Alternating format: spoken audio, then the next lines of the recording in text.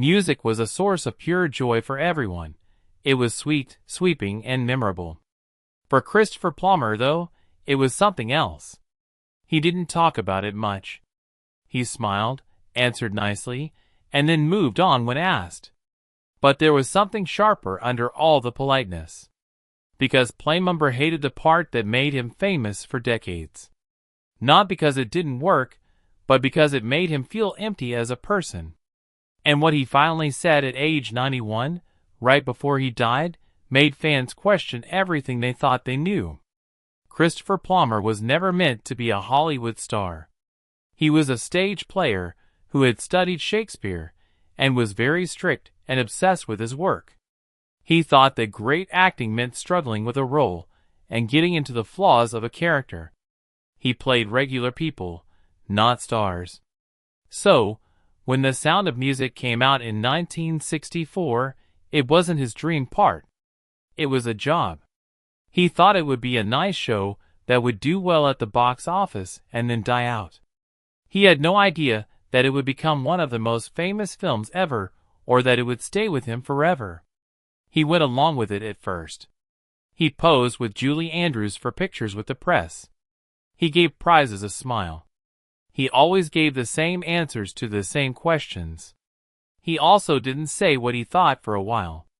But something was growing on the inside. He later admitted that he felt like a tourist in his own show even while it was being put together. He didn't mind the cast. Andrews was very important to him. He thought the part of the tough and hurt Captain von Trapp had been changed into something simpler, softer, and less human. He tried to shape what was being done. He asked for tougher times, for silence that meant something, and for the grief of a widower to show. Those layers were taken away as the plot changed, though. It was not a man who became the captain, but a sign. Plummer could feel himself going away inside the outfit. He didn't get angry. He didn't storm off the set. He wasn't like that. Afterward, when he talked about the movie, the snark came through.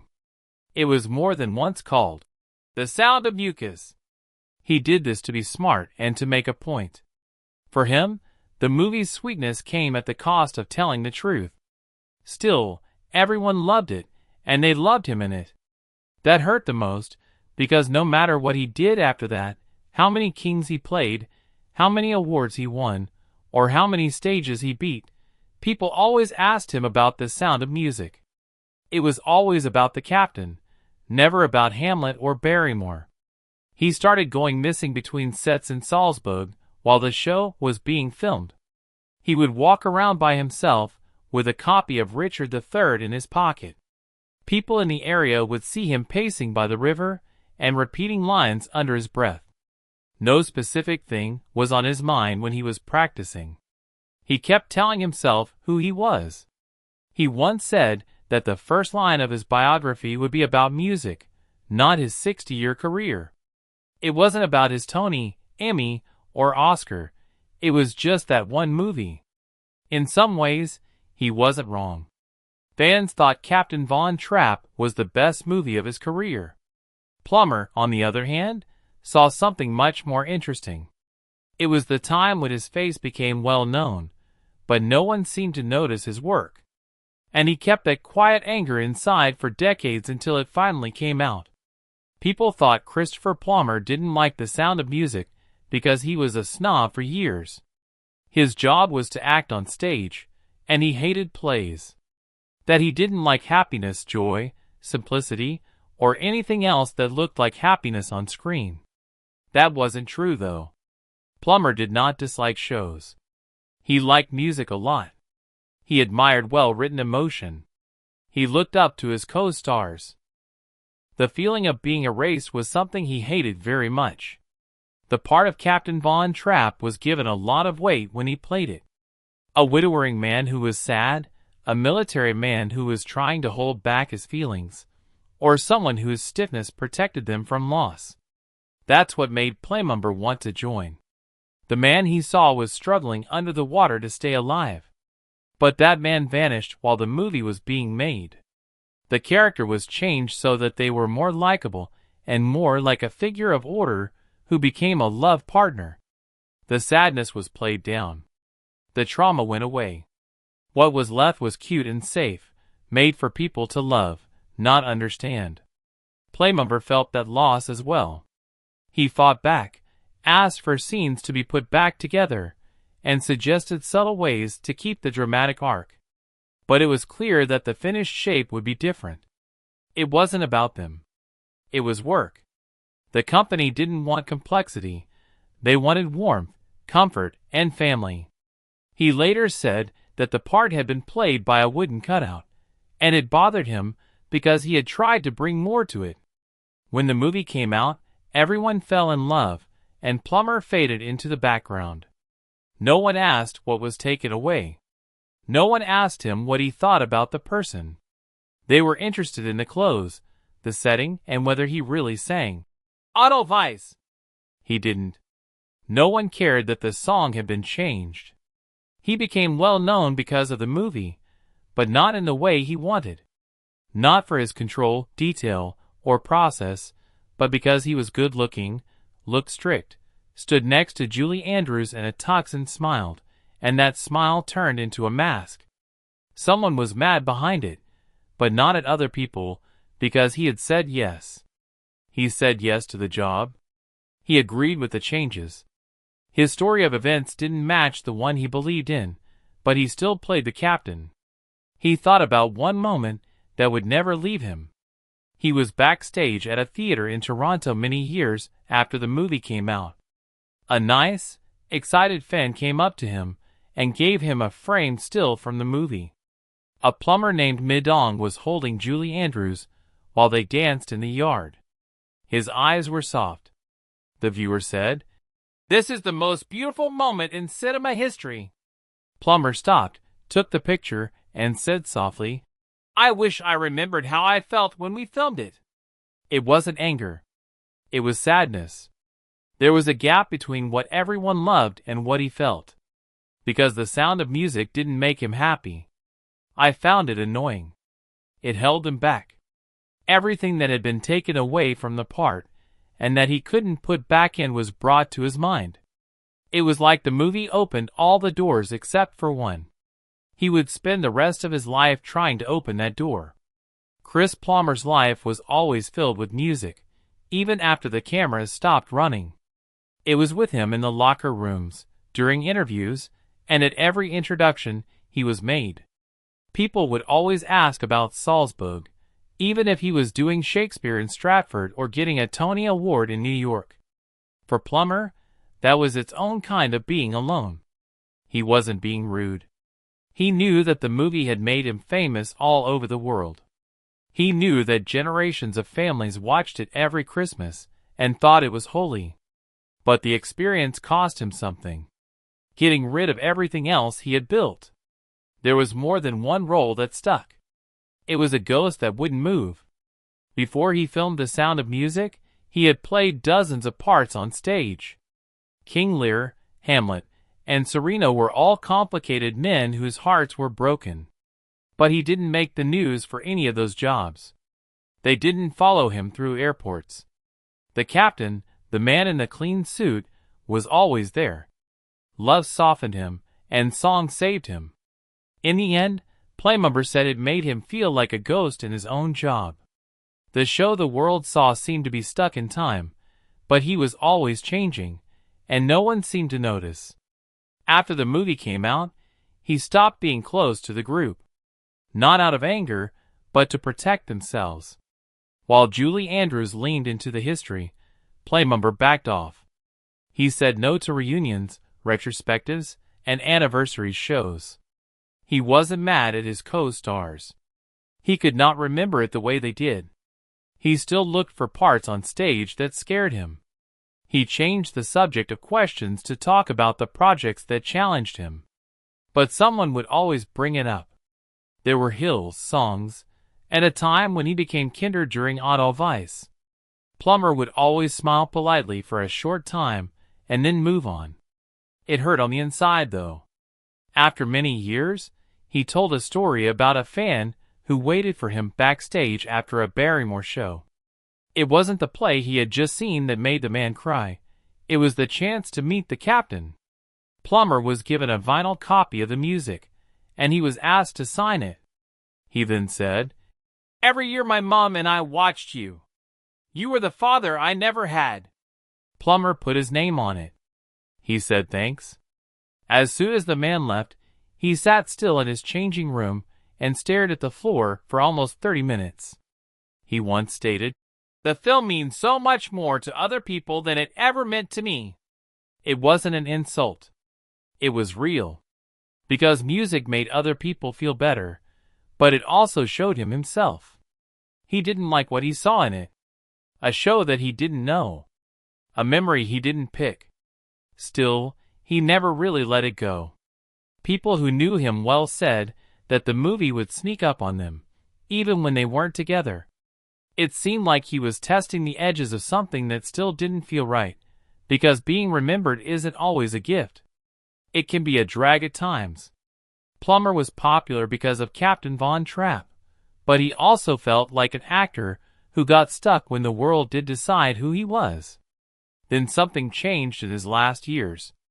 The anger subsided, the quiet broke, and Plummer finally said what fans didn't think they would hear. Christopher Plummer was 80 years old when he heard the sound of music. It wasn't gone, but it was quieter. He was older and maybe a little slower, but he was smarter than ever. And something began to change in him. It could have been age. Could have been the distance. Or maybe it was realizing that no amount of protest could change what the movie meant to other people.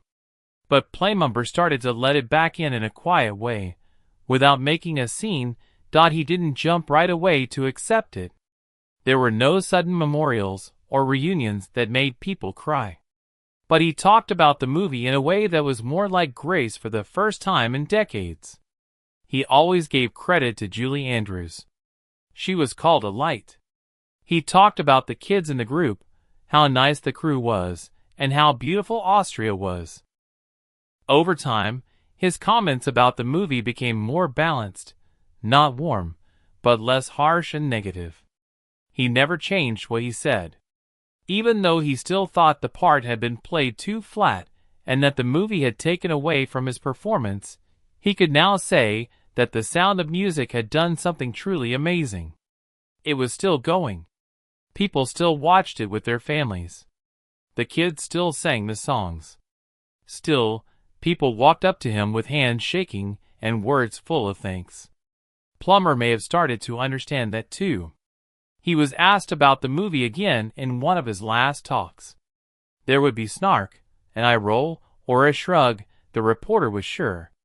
Plummer stopped, gave a small smile, and then said, "It's not my favorite movie, but it's the one people remember." That's not nothing. It was the most he had ever been close to making peace. It wasn't just words either. He also showed up. Since the movie came out 50 years ago, Plummer went to an homage event. He stood next to Julie Andrews. He was older now, and his hair was silver. His stance was still royal. They laughed. They told each other stories. And when I asked him what he thought of the movie today, he was surprisingly cool. "I like how it turned out, and I'm glad I was a part of something that made people happy." He hadn't always felt that way. But time had already done its thing. Even though he was becoming more open to the memories, he never gave in completely. He didn't talk about The Sound of Music in his speech when he won the Oscar for Best Supporting Actor in 2012. At age 82, he was the oldest actor to ever win the award. Nothing to look at and no call back. It was his time, his job, and his skill. The world saw him the way he wanted to be seen for once. Someone from the press asked him that night backstage if he thought the captain had led him to this point. He gave a soft, shaky head and said, "No, I built this one myself." That was the line. Not mean, just honest. Even though he became more friendly in his later years and smiled, nodded, and showed grace, there was still a wall between the man and the story. He never broke away from the movie. But he never let it take over his whole life. He had been stuck in one picture for decades. Now that he was almost done, he wanted something that would last longer than fame. He wanted people to remember him for the work he picked, not just the job he took over. And he finally got it in those last few years. But there was still one moment left, one choice made behind the scenes that made everyone know how Plummer felt about the movie that wouldn't let him go. That one moment said more than any conversation ever could. Christopher Plummer was never scared of the end. In his later years, when most artists were slowing down or retiring, he sped up. He played parts that were hard for him, stories that stretched him, and personalities that let him say things he had been meaning to say for a long time. In the process, he changed the finish. When Plummer won his Oscar at age 82, he began a rare period in his career that was marked not by anger or frustration but by clarity. No longer did he want to be known. He didn't need to. He had learned to deal with success, which is something many artists never do. For many years, he had trouble getting roles other than The Sound of Music. But now, in this new story, it didn't make him who he was. He took back the story, not out of anger, but with consistency. He had quietly shown the world what he could do, and they had taken notice. It wasn't that, though. There was a choice near the end that showed how far Plummer had come. He allegedly found a letter from a fan in the last few months of his life, while going through old interviews and unfinished letters. It wasn't like any other fan letter. It didn't squeal or beg to be signed. It just told a story. As a kid, the woman had lost her father. Because it made her think of him, her mother played music in the living room every Christmas. She wrote that the captain was cold at first, but warmed up over time, just like her own father had.